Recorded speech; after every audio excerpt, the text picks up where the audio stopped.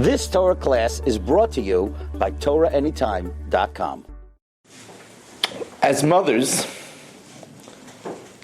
the creation of what a Yom Tov will be for your children is very much your expertise. A child will grow up with childhood memories of how the special days were in their home. And that will remain all their life. They will add to it, but you get the first shot in crafting and creating what special days are.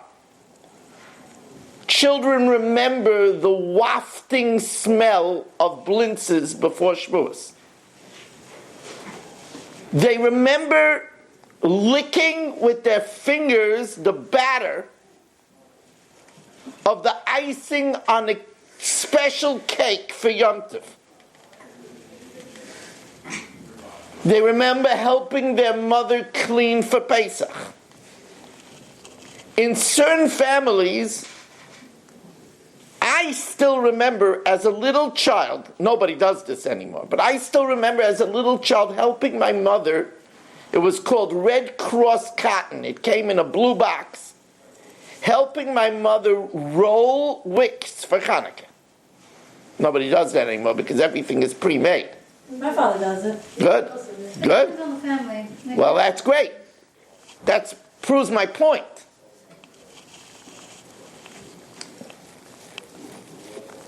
There is a medrash that when the Malach fought with Yaakov, remember that time? Vayei ovek ish imo ad alois hashachar, a man wrestled with him until dawn. And it was Sarai Shalesav, who we call Samuel, Samkel. And he came to defeat Yaakov. So there's a very interesting medrash how the Malach appeared. And one opinion in the medrash is the Malach appeared like a Talmid Chacham, like a venerable sage. Yaakov knew sages. He was in the academy of Shem Ve'ever.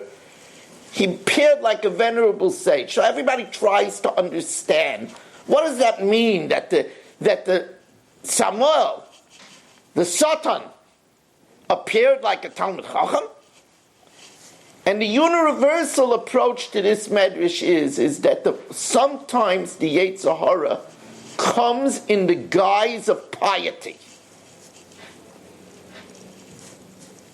There are numerous examples in this in life. A husband and wife that have a fight over a chumrah. It's not a fight. For Hashem. Now, Rav Fran says you never risk your shalom bayis to fight about a chumrah. Never.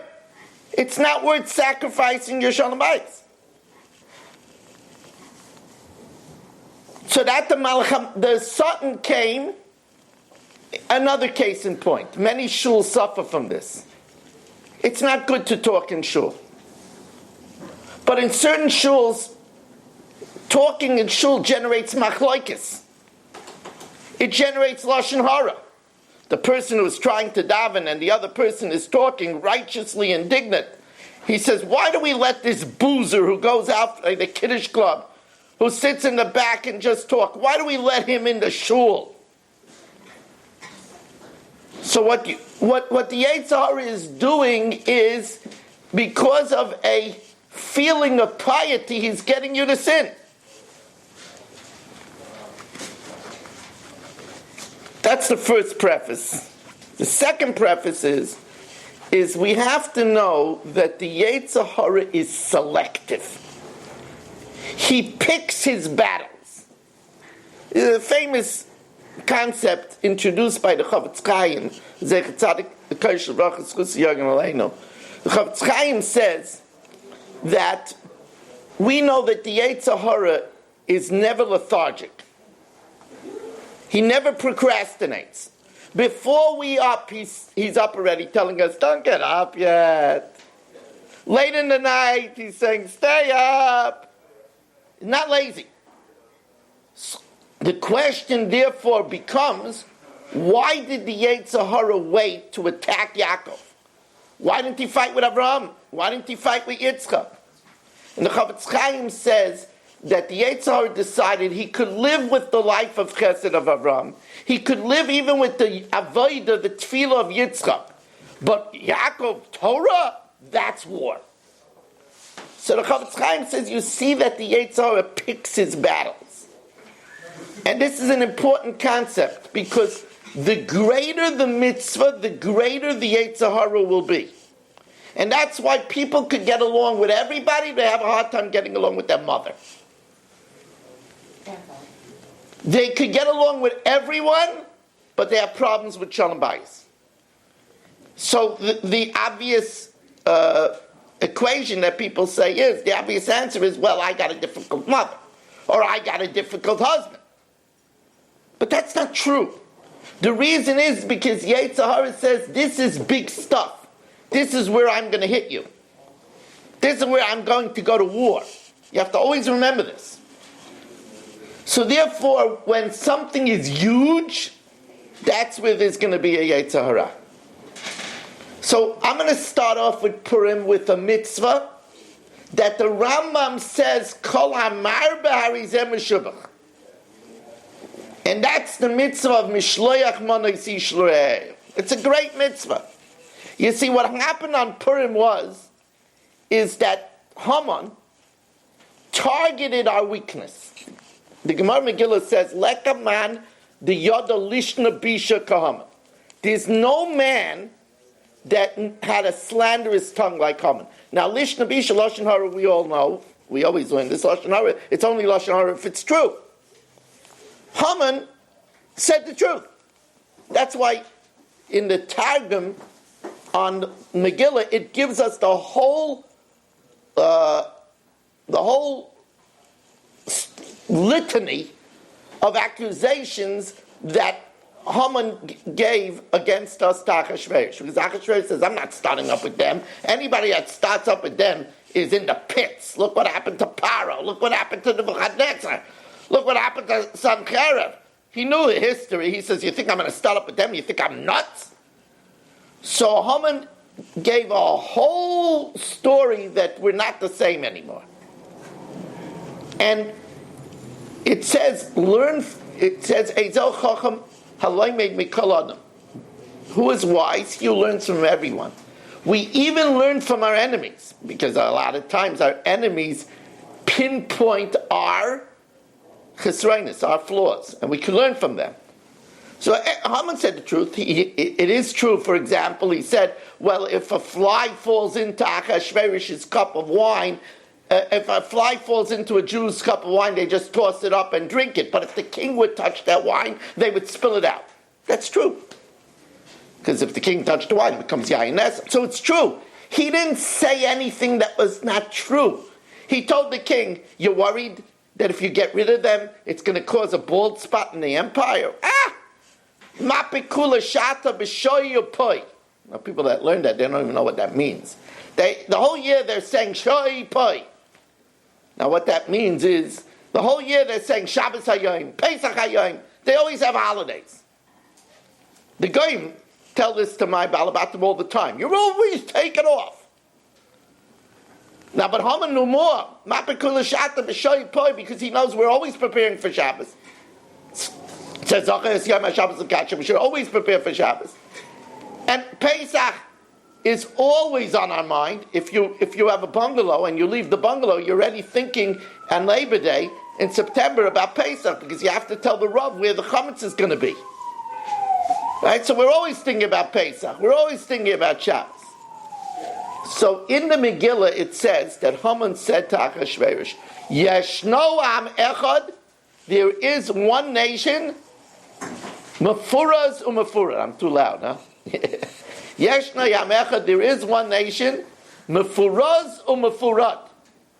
So first the Gemara says, yes, this is not our topic, but I'll just mention on the side. Yesh no yam echad, the Gemara says, Yeshainim heim min ha-mitzvahs. They're sleeping from the mitzvahs. Now what does that mean? That's us. That's us. We do a lot of our mitzvahs like sleepwalkers. You pass a mezuzah, you don't notice it. You say Shema, but you're not being mekabel omach shemayim. You eat on Shabbos, but you're not celebrating that Hashem created the world. That's doing it like you're sleepwalking. That was an accusation of Haman's. You're showing them in the mitzvahs. They're shlavadik. They're not, they call that mitzvahs. What a diabolical foe this Amaleki was. And then he says, Mefuzar or Mefurad.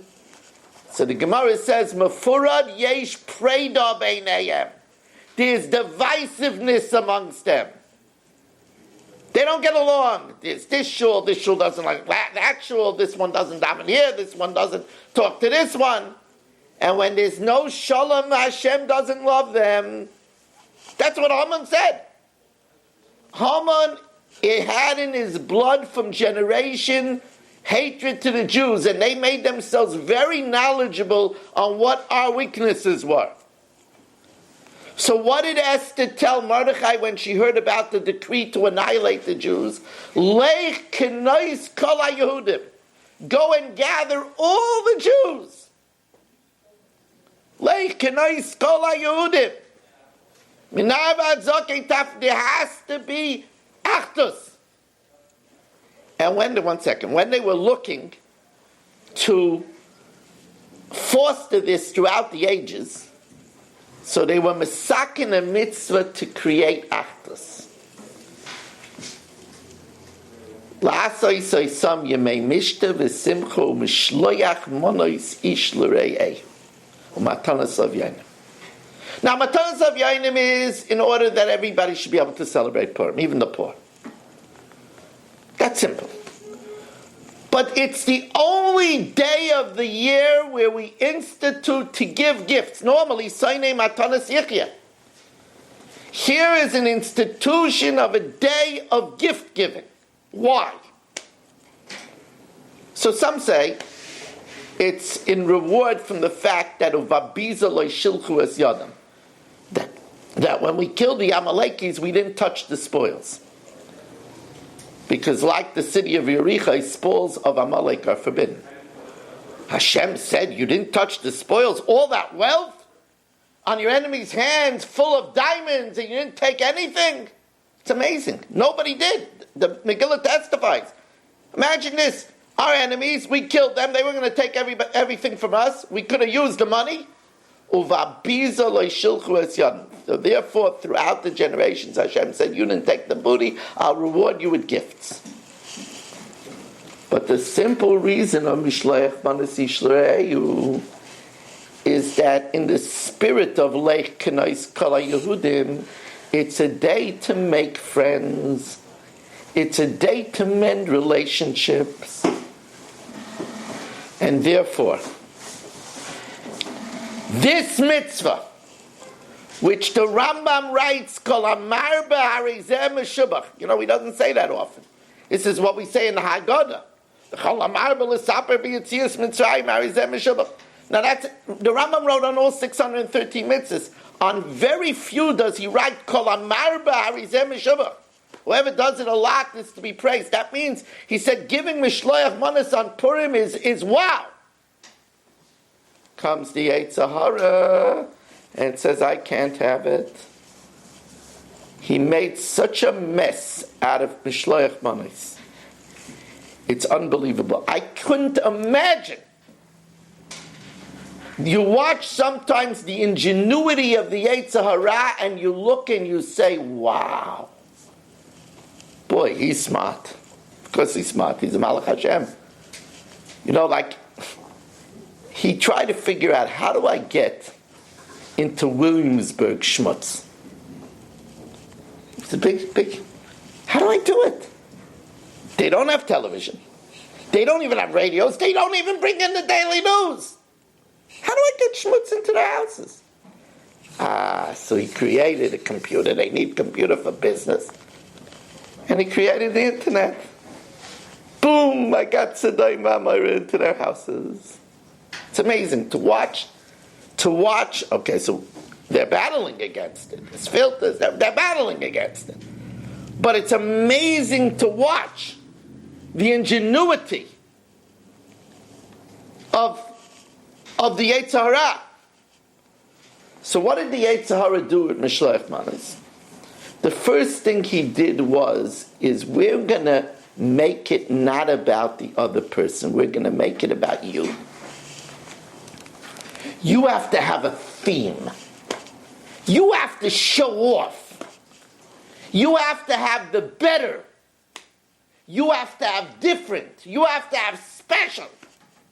And of course, it's expensive, so you only send it to your really close friends, to the ones that will appreciate it.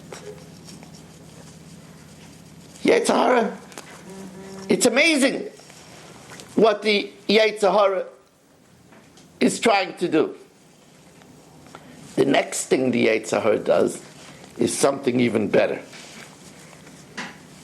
You know what? I'm a working mom. I'm busy with my children. I'm going to send out cards that say, in lieu of Shalach Manis, a gift was given to the daily cheder, to the school. Who ever heard of an insanity like that? You want to give tzedakah to your school, pick a different day.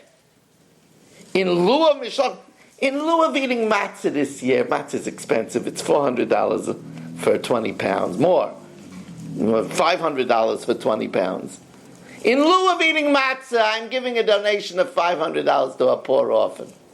Sukkah? I'm not going to put up a sukkah this year. It's crazy. I'll eat by a neighbor when I have to. In lieu of making a sukkah, I gave money to Achnos's Kal. That's ridiculous. You know, I grew up with very beautiful memories of taking plates to all the neighbors, getting a quarter when I came back, bringing back something exciting to my parents, candy all over the house. Nowadays, both the husband and wife go to work. Not in my kill, I really stopped that. I said, you don't go to work on Thanksgiving and you go to work on Purim? What are you, a pagan? I put a stop to that. But there are many houses where the husband and wife go to work and they tell their children, don't answer the door. We sent cards. What do the children have? Memories of stamps and being incarcerated in the house? But this is what the Yetzer Hora has done. Now, if you're limited, and you shouldn't be, but if you're limited, this is the drill that I tell people to do. I want you to draw a list of all the people you want to send Shalach Manos to. Look at that list, then rip it up and write and give Shalach Manos to all the people you left off the list. Because those are the people you really need to give Shalach Manos to. That's the spirit of Shalach Manos. Spirit of Shalach Manos is to be marbereus. The people that you are a little bit on the outs with, those are the people you really want to send a nice Mishloach Manos to. I mean, send Mishloach Manos to everybody. Mishloach Manos Yishlu. It should be a day of joy. Yes. Yes. Yes. Oh, I heard by a class once about Purim that why did Esther tell Achashverosh that he should come a party with Haman? I mean, what the thing is that Haman's your enemy. Right. Why would you do exactly the opposite? Right. The Gemara has many answers to that question. And I heard one of the reasons that she did this is because because if she wouldn't have done this, all of the Jewish people would think like, okay, we have someone in the past. That's correct. We have something. That's correct. So she made it so absurd that they had to all go down because they thought like she. That's correct. That's correct. And the Gemara says that they wanted to have an ace up their sleeve.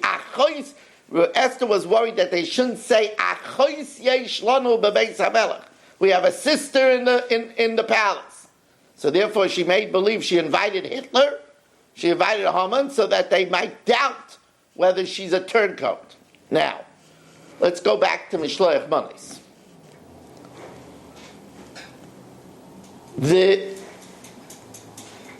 If you want to invest the right thing in Mishloach Manos, think about what your friend would want. Like, we have people, my wife likes a certain chocolate. One of her friends every year includes in the Shalach Manos a certain chocolate. The people in my Kehillah know that I like a certain wine. I get many bottles of that wine. You know I like a certain wine. You know what your friend likes? Now remember, it's not just to mend fences, it's also to strengthen friendships. Now,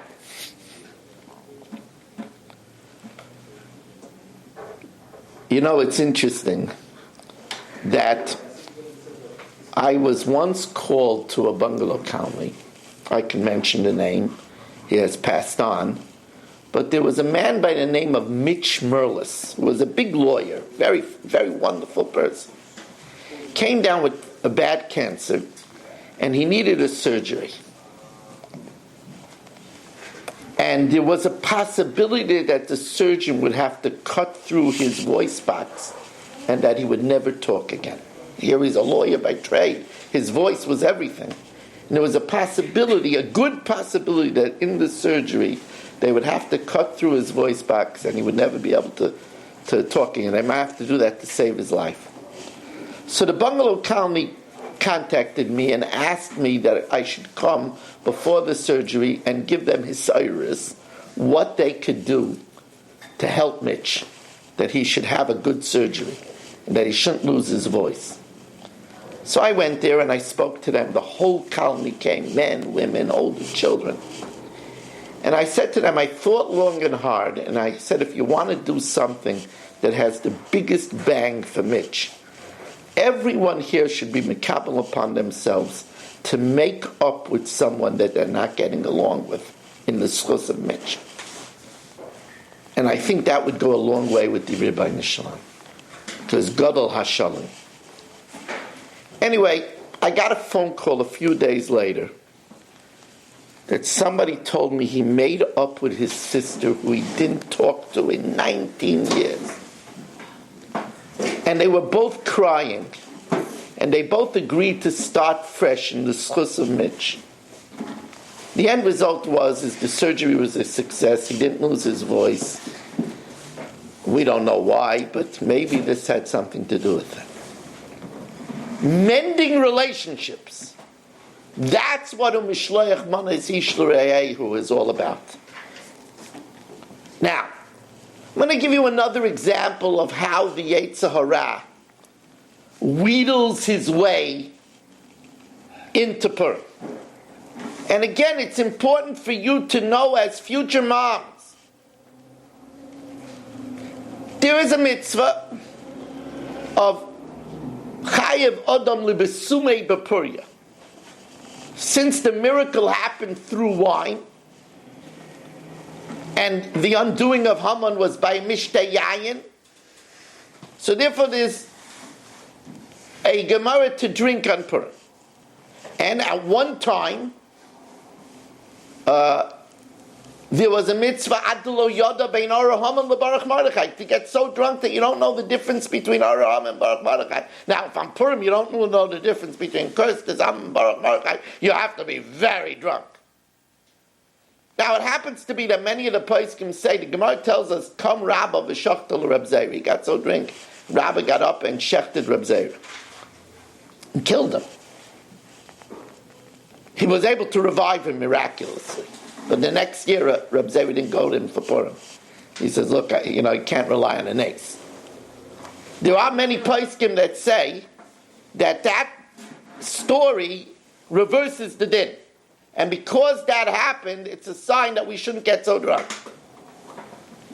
Yet there are people that do get drunk, in many yeshivas. At the very least, you're supposed to drink more than you're used to. Yes, that's true. Moshe's minig was to do like the Ramah. Yishta Yetzer, to drink a little bit more melimudai from what you're used to, and then go to sleep.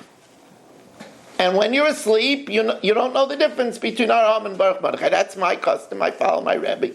Sometime during the day, I drink a few cups of wine, and I go to sleep. I take a nap. It doesn't hurt anybody. But even more so, a child that gets drunk, a teenager that gets drunk, and then makes a chil Hashem, and acts wild in the street and wakes up the neighbors, or vomits on somebody else's carpet, or even worse, gets into a car. That's again an example of how the Yetzer uses a mitzvah to create the greatest aveiros. Now the first thing as a parent is you have to let your children know, never, if you put wine in your mouth, never get behind the car. Give somebody your keys. And never get into a car that somebody was drinking. Now you could practice, you don't have to wait to have teenagers. You could practice this on your brothers. Never, I don't care if it's a Rebbe. I don't care if it's a Rosh Hashiva. If he drank, don't get into the car with him. Oh, he's in control. Don't get in the car. And never drink and drive. Never. You have to hack it into them. But that's ABC. That you know. But then there's the Yetzer Hora has introduced something else. Smoking a cigarette on Purim. It's only Purim, Purim. Shh, shh. The Cancer Institute of America tells us it takes only one cigarette to get hooked. One cigarette. One cigarette could be too many. My children tell me, I have two boys, both married, Talmidei Chacham. They both told me, Tati, if you wouldn't have hacked us out of our mind, there was no way that we wouldn't have become smokers. Everybody was smoking around us. But you drove us crazy that it causes cancer. And anytime you saw someone with cancer, you pointed out to us that this person was a heavy smoker. That we knew we couldn't do it. That's parenting. And the idea of smoking on Purim is a perfect example of how the Yetzer Hora comes to try to muddle up a great day. Now, the last thing that I'm going to talk to you about is very controversial. And it is probably the most unpopular decision. Most, and I say this most, it's the most unpopular chinuch decision with my children. They didn't like it at all. I had to put my foot down hard. I never allowed my children to go out collecting on Purim. And it was murder for them. But I told them that's not what I want you to remember about Purim. That you go the whole day in a limo and go to 50 houses, the fanciest houses, and hold out your hand like this and learn how to take. And you're not home with family and making a Sudas Purim and doing Shalach Manas and involved in Matanas Lavyonim and in costumes. I don't want you to grow up remembering that's a day when you go out a limo and drink in 50 houses. Because then that's going to be when you grow up, you're not going to know how to do a regular Purim for your family. I want you to be by a Sudas Purim where the halacha is, you start off the Sudas Purim with halacha about Pesach, because Shoylim Doshim Milchus HaPesach, Kodim HaPesach Lamed Yoim, and Pesach is Purim is 30 days before Pesach. I want you to be there to send Mishloach Manas and to be Mar Bereyas. And I don't need my children going to the fanciest houses and being enamored of only that which is fancy and beautiful. I want my children to learn how to give. Now, this is controversial because yeshivas are making a lot of money on this day. Once you make money, you have bias. When I'm the host on the Ur Radiothon, they want me to speak about the collecting on Purim, and I won't do it. So I'm sorry, I'm against it. And my children really had a hard time with it because it's exciting to go in a limousine. It's exciting to go to all these fancy houses. And some of the wealthy people, may they be blessed, some of the wealthy people do exciting things. They have a basketball hoop, and if the boy could throw in a basketball, he gets an extra $100 for the institution. It's exciting. But do you know some wealthy people have to go in hiding on Purim? Because they can't take the barrage? They go in hiding. They leave their homes and they go to undisclosed locations. By the way, you never want that to happen. You want Purim. Remember, you're crafting and creating memories for your children. You want Purim in their mind to be a happy, joyous day that they look forward to. Now, Purim is, of course, much more than what we've spoken today, but this is a start. Any questions on this? This all obvious? No, I don't think it's fair. What, you don't think what's fair? Not to let your boys go on programming, like... He hears the point.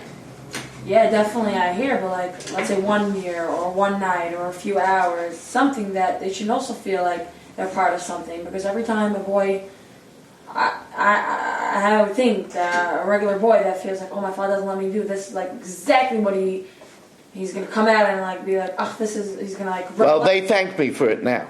Okay, because it's a little bit of a different generation also then, and also, I guess, the way you were brought up and... Okay, wrong attitude. You have to remember that as a parent, sometimes you have to be unpopular. But everybody is smoking, everybody is doing it. Tough. The fact that everybody is doing it is 1 billion people worshiping Yashka. And Rav Miller says that at one point this was very hard. So therefore Hashem introduced Islam. There were 1 billion people practicing Islam. So that way, well, one of them has to be wrong. They could both be wrong. Everybody does it is not a good argument. You have to know that as a parent. But everybody does it. Everybody stays out late. Everybody goes there. It's not an answer. Now, sometimes... Accommodate them. What? You could accommodate that and let them go out, let the only at night and be home by the day. You see, I did not want that once they taste it, they're going to even want it more. You have to know what type of kids you have. That's true. That I'm not arguing about. That's a puzzle. Chanoich lenar al pi darkei. You have to educate your young according to his way. And as I said, this is the most unpopular. That means I'm very selective. I felt very strongly about this. There are other things that I let them do in moderation. As a parent, you have to know that. You have to be selective as well. May we be zeichetaka to have many, many joyous Purims. You've just experienced another Torah class brought to you by TorahAnytime.com.